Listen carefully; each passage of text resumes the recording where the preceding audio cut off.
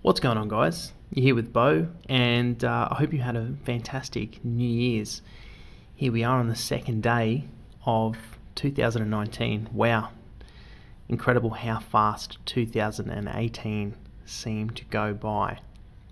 But it's good when the years tick over and we get to start afresh, at least psychologically. It's not every day is obviously really exactly the same, but it gives us an opportunity to kind of refresh, reset, and to refocus on our goals and what we want to do moving into a new year.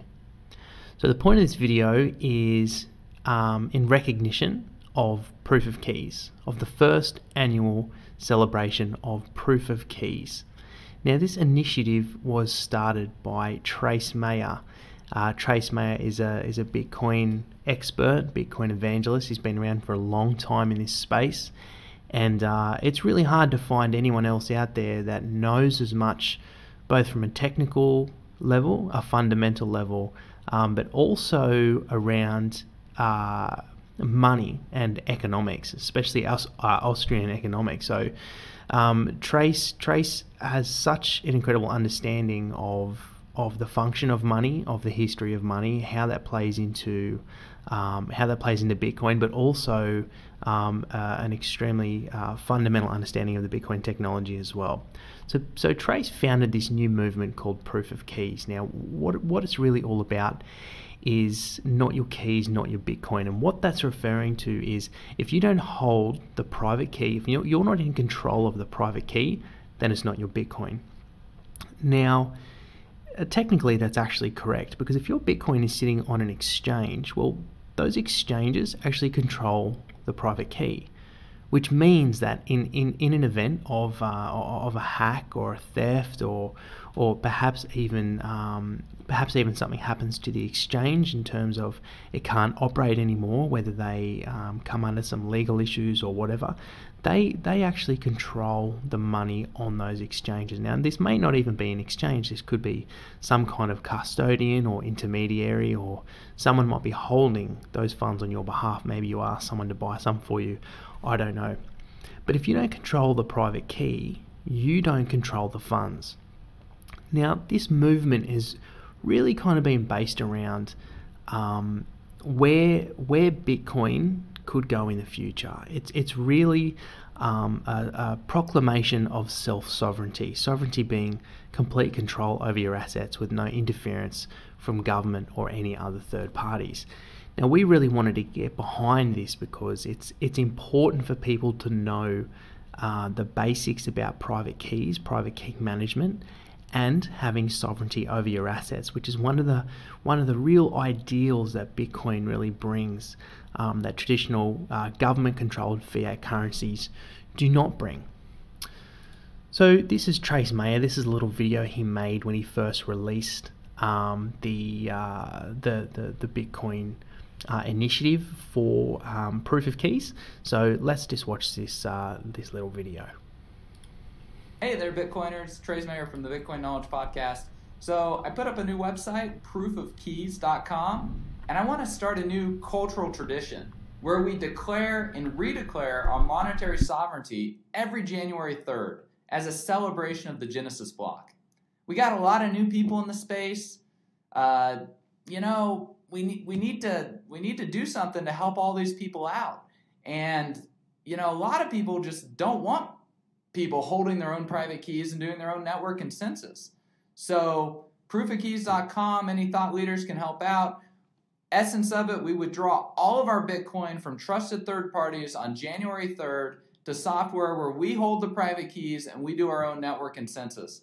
There's a form at the bottom of the page. Any of you thought leaders want to make tweets about it or put it on your website? Awesome.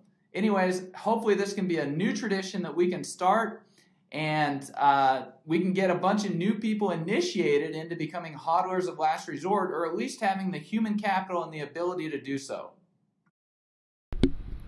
So there you go. There's Trace's little introduction of Proof of Keys, and we're huge supporters of Trace, and we're huge supporters of this movement because, as I said earlier, this is about taking ownership of your money, taking ownership of your crypto assets, and supporting and being part of the movement towards self-sovereignty.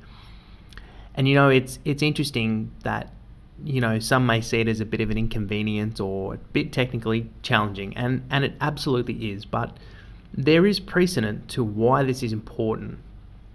Well, firstly, back in the early 1900s, I believe it was around the 30s, it could have been a little bit earlier than that. This is back when dollars in the United States were redeemable for gold. So if you held US dollars, you used to be able to go and redeem the equivalent in gold because it was a gold-backed currency. Now, there was a point where the US government actually took possession of everybody's gold and stopped them being able to redeem it. Now, what they actually did is they essentially, and I could be a little bit wrong here, I'm just racking my brain, my memory here, but they made it illegal to actually hold gold, and they took possession of everyone's gold. Now, so this is precedent as to what has happened before. Now, with Bitcoin, with crypto assets, by controlling the private key, you are taking full ownership, sovereignty over your money. So this is important from an ideological perspective as well as just a lower risk perspective. There's many factors to this movement. So what we did in support of it is we wrote a guide, a simple guide for storing cryptocurrencies safely. Now, there's a few caveats to this.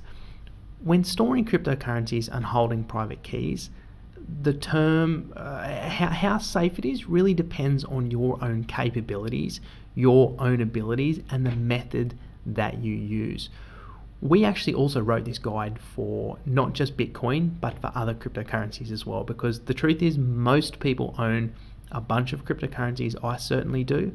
So it needs to be a balance of being practical, but also recommending good solutions as well.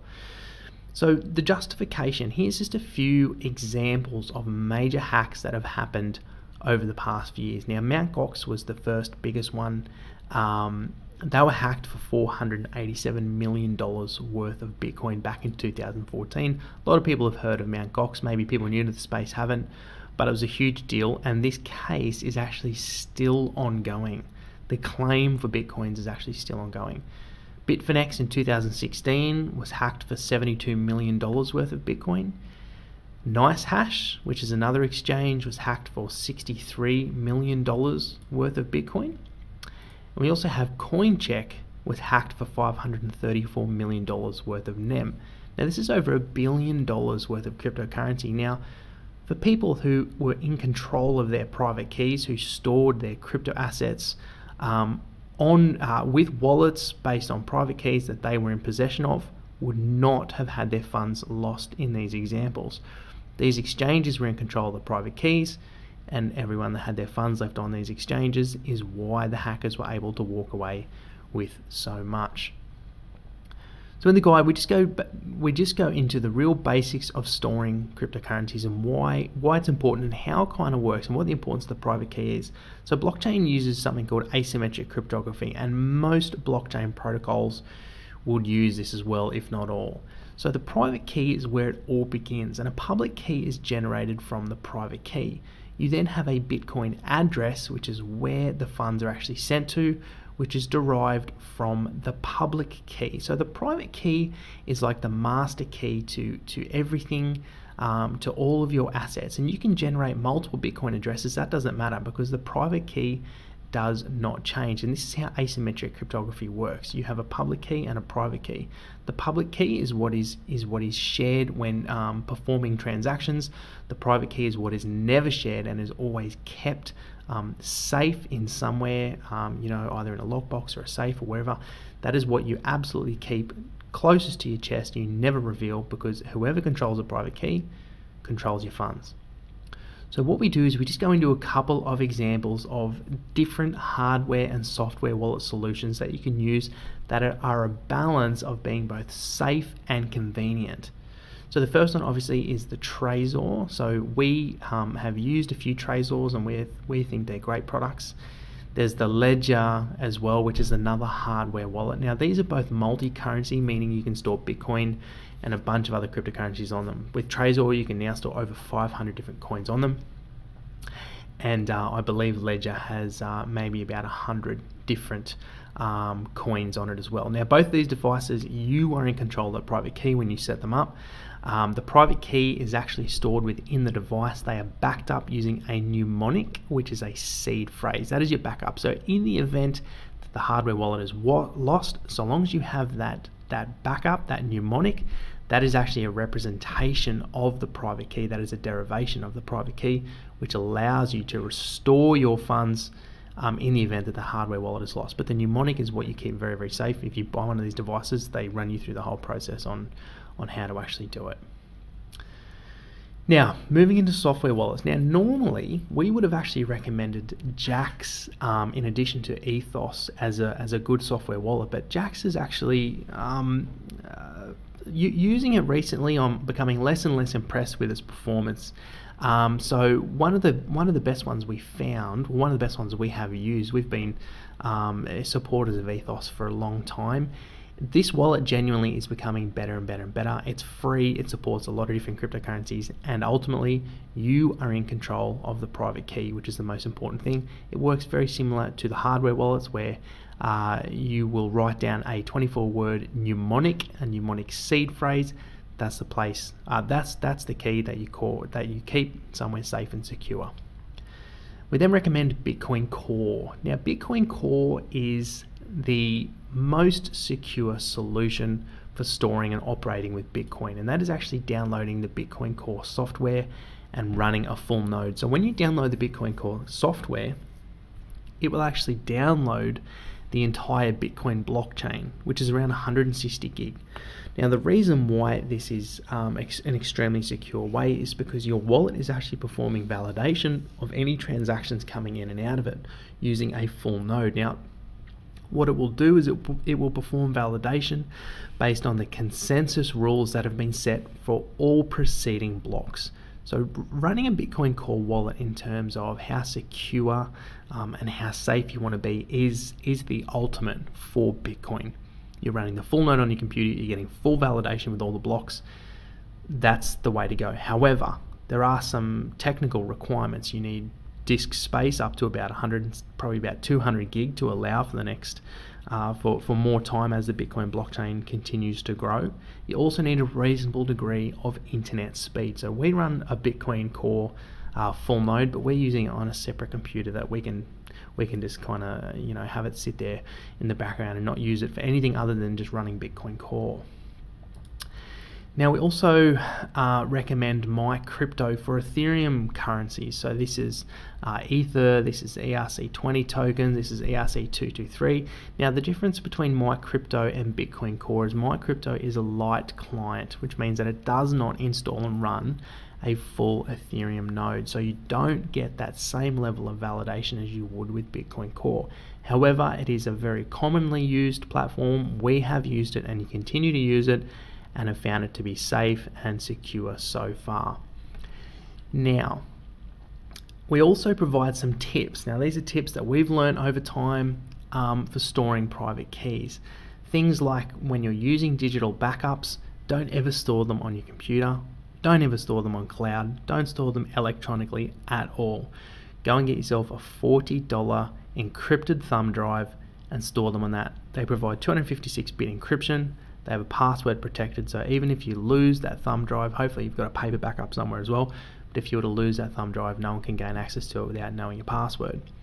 If you're using paper backups, consider putting them somewhere where you're not likely to lose them over time, remembering that as time goes on, there's a high chance that memory will start to fade, you might misplace something. You've got to be careful because we also don't know how valuable certain crypto assets could be in the future. You really got to play the long game and project many years in the future as to when you might be considering selling or holding whatever crypto assets you hold. So we also just talk about when you're connecting to the internet to perform any kind of transactions, especially where you may be using your private key to access a wallet. Never use public or untrusted networks because you don't know what kind of malware has been set up on these networks. And people will often generate a fake network and advertise it as a free public hotspot. Once you connect, malware will be installed on your computer and they can actually take your passwords or maybe even install a keylogger or something like that. So we also say having a second set of private key backup stored with a trusted family member is a way to provide additional redundancies in the event you lose your coin. Now, here's the truth about wallet security and private keys. There is an infinite number of ways you can go about this. No solution is 100% risk-free. In fact, there's even been some videos circulating about vulnerabilities with Trezor and Ledger. These guys, basically some security researchers, tested them a bunch of different ways and found some minor vulnerabilities. We've looked into it, and the teams have actually, Trezor and Ledger have actually commented saying they're not as bad as what they've been made out to be, and the guys should have actually let Trezor and Ledger know of these vulnerabilities before actually publicly advertising them.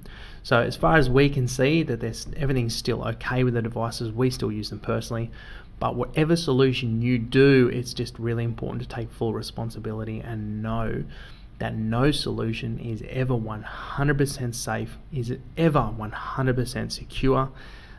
There's always going to be hackers and attackers looking for new methods and new ways to exploit vulnerabilities to steal money.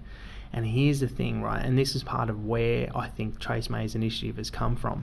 If you have the conviction that we certainly do about where Bitcoin especially could go in the future, it could become an extremely valuable asset one day. I mean, we really just don't know. No one knows. It could also, go to $1. I mean, no one 100% knows the future. But if you have the real conviction this could be something massive one day and become a world reserve currency, as we think it highly likely will, a world reserve asset, the value of Bitcoin versus the number of attackers will go up proportionally. So the more valuable this becomes over time, the more people out there wanting to steal crypto assets there will be. And that's where doing the research, being comfortable in whatever decision you make and however you store these assets and whatever you choose to do, ultimately rests with you and the time, the energy and the money you are willing to put in to secure your assets. And it also comes down to the dollar figure as well. If it's just $10 or $15, spending 2 weeks researching the most secure way to store something, you might not make that judgment call. But what we do want to show you just before we go is something called the Glacier Protocol. Now, the Glacier Protocol is a step-by-step guide on one of the most secure ways to store Bitcoin.